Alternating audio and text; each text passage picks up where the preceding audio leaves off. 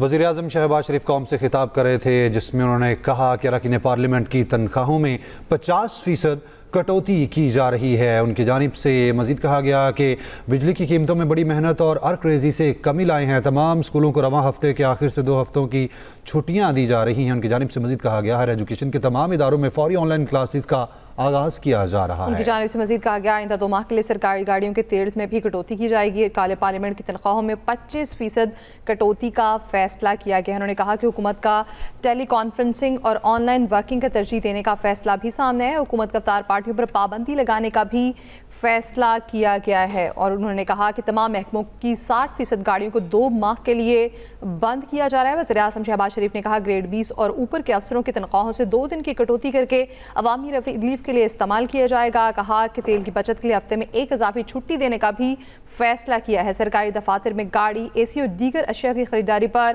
پابندی عائد کی گئی ہے۔ وفاقی اور صوبائی وزراء، مشیران اور معاون خصوصی کے بیرون ملک دوروں پر بھی پابندی عائد کی گئی۔ انہوں نے کہا 4 صوبائی گورنرز کو بھی اس حوالے سے آگاہ کر دیا گیا ہے۔ آئندہ 2 ماہ کے لیے سرکاری گاڑیوں کے تیل میں 50% کٹوتی کا فیصلہ کیا گیا ہے۔ وزیر اعظم شہباز شریف جو کہ قوم سے خطاب کر رہے تھے، انہوں نے کہا کہ آئندہ 2 ماہ کے لیے سرکاری گاڑیوں کے تیل میں 50% کٹوتی کا فیصلہ کر لیا گیا ہے۔ گورنرز پر بیرون ملک دوروں پر پابندی بھی عائد کی گئی ہے۔ کہا سرکاری افسران، مشیران اور وفاقی وزراء کے بیرون ملک دوروں پر مکمل طور پر پابندی عائد کی گئی ہے۔ تمام تر دورے پابندی لگا دی گئی ہے اور تمام تر دورے منسوخ کر دیے گئے ہیں۔ وزیر اعظم شہباز شریف قوم سے خطاب کر رہے تھے، جس میں انہوں نے کہا کہ مشرق وسطی اور ایران جنگی صورتحال کی لپیٹ میں ہے۔ معصوم انسانی جانوں کا ضیاع، امن کو خطرات سب کے لیے تشویش کا باعث ہے۔ ان کی جانب سے مزید کہا گیا پاکستان اس کشیدہ صورتحال میں معاملات سفارتکاری کے ذریعے حل کرنے کی کوشش کر رہا ہے۔ وزیر اعظم شہباز شریف قوم سے خطاب کر رہے تھے، جس میں انہوں نے کہا کہ پاکستان کو دہشت گردی کا سامنا ہے۔ افغانستان میں موجود دہشت گردی کی دراندازی کے جواب میں بہادر افواج ان کو منہ توڑ جواب دے رہی ہے۔ جبکہ ان کی جانب سے مزید کہا گیا کہ عالمی منڈی میں خام تیل کی قیمت چند روز پہلے $60 فی بیرل تھی، جو $100 سے بھی بڑھ گئی ہے۔ حالات ایسے ہی بگڑتے رہے تو قیمتیں قابو سے باہر ہو جائیں گی۔ ان کی جانب سے یہ بھی کہا گیا کہ آنے والے دنوں میں پیٹرولیم مصنوعات کی قیمتوں میں اضافے کے بھی توقع ہے۔ ان کی جانب سے مزید کہا گیا کہ اس طرح کے مشکل حالات میں عالمی سطح پر پیدا ہو چکے ہیں اور اثرات ہم پر بھی مرتب ہو رہے ہیں۔ وزیر اعظم شہباز شریف قوم سے خطاب کر رہے تھے، جس میں انہوں نے کہا کہ تمام اسکولوں کی کلاسز کو آن لائن کر لیا گیا ہے۔ ہائر ایجوکیشن کے تمام اداروں میں فوری آن لائن کلاسز کا آغاز کیا جا رہا ہے۔ ہمارے ساتھ ماہر مرشد شہباز رانا موجود ہیں۔ بہت شکریہ شہباز صاحب آپ کے وقت کا۔ شہباز صاحب کیا کہیں گے آپ؟ وزیر اعظم شہباز شریف کی جانب سے قوم سے خطاب کیا گیا ہے اور آئندہ دنوں کے لاہے عمل سامنے رکھا گیا ہے، بہت ساری کٹوتیاں کی جا رہی ہیں، کچھ اہم فیصلے کیے گئے ہیں، کیسے دیکھتے ہیں ان تمام تر فیصلوں کو؟ جی بہت شکریہ آپ کا۔ دیکھیں وہ جس ایک کمپلیٹ پیکج کا جو قوم کو ایک انتظار تھا، یہ آج پرائم منسٹر نے وہ کمپلیٹ پیکج اناؤنس کیا ہے۔ اس خطاب کو 2 حصوں میں دیکھنے کی ضرورت ہے۔ ایک 2 چیز جو بہت اہم ہے اس کے اندر، وہ شاید اس طریقے سے ہائی لائٹ نہ ہو یا نہ ہوئی ہو ابھی تک، وہ یہ کہ وزیر اعظم نے اس بات کا اعلان کیا کہ آئندہ تیل کی قیمتوں میں وہ کوشش کریں گے کہ وہ اضافہ نہ ہو۔ یہ سب سے بڑی ڈیولپمنٹ ہے اس سارے خطاب کی، اور جو باقی ساری چیزیں ہیں آسٹیرٹی کی اور کنزرویشن کی، وہ اس ایک اعلان کے ارد گرد گھومتی ہیں۔ اس کا مقصد یہ ہے کہ یہ جو قیمتوں میں اضافہ نہیں ہوگا تو پھر اس کی قیمت کون ادا کرے گا۔ یہ جو آپ کو 12-14 مئی جو پرائم منسٹر نے بتائے، یہ سارا اسی کانٹیکسٹ کے اندر ہے۔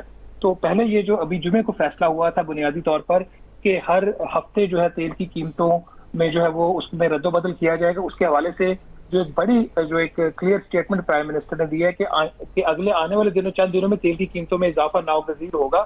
ان کا مطلب یہ ہے کہ جو عالمی منڈی میں تیل کی قیمتیں بڑھیں گی اس کی وجہ سے اضافہ ناگزیر ہوگا۔ لیکن جو اہم بات انہوں نے کہی کہ ان کی پوری کوشش ہوگی کہ آئندہ بوجھ عوام پر نہ پڑے۔ یہ اس کے اندر سب سے اہم بات ہے اس خطاب کے اندر، اور یہ بوجھ کیسے عوام کے اوپر نہ پڑے اس کے لیے یہ فردر جو اقدامات آپ دیکھ رہے ہیں۔ ایک تو یہ کہ تیل آپ کو ویسے ہی کم منگوانا پڑے، انہوں نے پبلک ٹرانسپورٹ کے حوالے سے اس کا استعمال کم ہو، اسکولز کے اندر 2 ہفتوں کی چھٹیاں، online classes higher education کی، وہ تو پبلک ٹرانسپورٹ کی حد تک ہو گیا۔ پھر گورنمنٹ کی حد تک انہوں نے جو 50% کٹوتی کی ہے اس کی جو فیول الاؤنسز ہے سرکاری گاڑیوں کے تمام محکموں کے، پھر 2 ماہ کے لیے جو 60% گاڑیوں کا استعمال ہی بند، اگر 100 گاڑی کسی ادارے کے پاس ہے تو 60 گاڑیاں نہیں چلیں گی۔ اس کا مطلب یہ کہ اس طرح کے اقدامات سے ان کا مقصد یہ ہے کہ تیل کی ضرورت ہی کم پڑے آپ کو درآمد کرنے کی۔ لیکن جو ان کا یہ فیصلہ کہ آئندہ تیل کی قیمتوں میں اضافہ نہیں کریں گے، عوام پر بوجھ نہیں ڈالیں گے، اس کانٹیکسٹ کے اندر یہ جو آپ دیکھ رہے ہیں ان کا جو اعلانات تھے کہ کابینہ کے اراکین جو ہیں SAPMs, adviser, federal minister, minister of state, इनकी जो तनख्वाहों में जो वो कटौती की या उनको तनख्वाहें 2 माह के लिए नहीं लेंगे, फिर अरकान पार्लियामेंट की तनख्वाह में 25% कटौती जो है, इसी तरीके से ग्रेड 20 के जो ऑफिसर्स हैं उनकी 2 दिन की तनख्वाह जो है उनको नहीं मिलेगी। ये पैसा एक जगह पे पूल होगा, उस पूल के फंड से जो फ्यूल प्राइसेस में इंक्रीज होना चाहिए आलमी मंडी की में रद्दोबदल की वजह से, वो यहाँ से नहीं होगा। हालांकि ये बहुत बड़े मेजर्स नहीं है, तो इसका मतलब है जो बाकी इसके अंदर गैप आएगा, वो जो गैप होगा वो फिर वजारत खजाना को फिल करना पड़ेगा। आपको याद होगा कि हमने जब ये पिछले जुमे को अनाउंस हुआ था तो हमारे इसके ऊपर सबसे बड़ा क्रिटिसिज्म यही था कि हुकूमत ने अपने ऊपर कोई रिस्पॉन्सिबिलिटी नहीं ली, हुकूमत ने हर तरह का जो बोझ है वो वहां पे डाल दिया। वो जो चीज गलत हुई थी पिछले जुमे को, उसको रेक्टिफाई किया, प्राइम मिनिस्टर ने उसको रिवर्स किया है।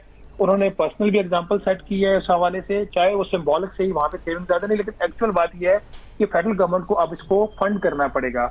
और मैं 3 दिन से पिछले मैं ये कह रहा था मुसलसल सोशल मीडिया के ऊपर कि IMF ने हुकूमत पाकिस्तान से 390 अरब रुपए का एक कंटिजेंसी फंड रखवाया हुआ था इन्हीं मकासद के लिए। खुदा न खास्ता कोई चीज अचानक हो जाती है, जल्जला आ जाता है, सैलाब आ जाता है, इस तरह की कोई वॉर की सिचुएशन हो जाए, तो वो जो 390 अरब रुपए का फंड था उसका सिर्फ एक और एक ही मकसद था कि इस तरह की अनफोर्सिन चीजों को के लिए रखना, लेकिन उसका पैसे का कहीं और इस्तेमाल हुआ। होपफुली अब ये जो प्राइम मिनिस्टर ने बात की ये पैसा वहां से भी निकलेगा।